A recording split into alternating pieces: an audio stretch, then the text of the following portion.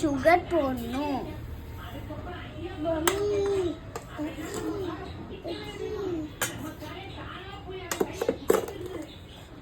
பாதி பாதி.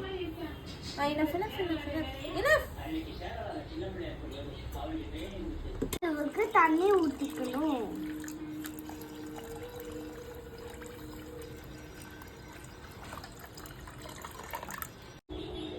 இதுல பால் காய்ச்சணும். சொல்லு. லெமன் புளியணும். இத வடிகட்டணும்.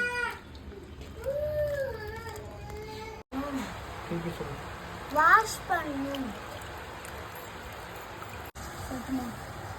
நன்றாக புளியணும். பெனையணும். சொல்லட்டுமா? சர்க்கரை தண்ணி கொதித்து விடும். புளிச்சி வித்தை உருண்டையை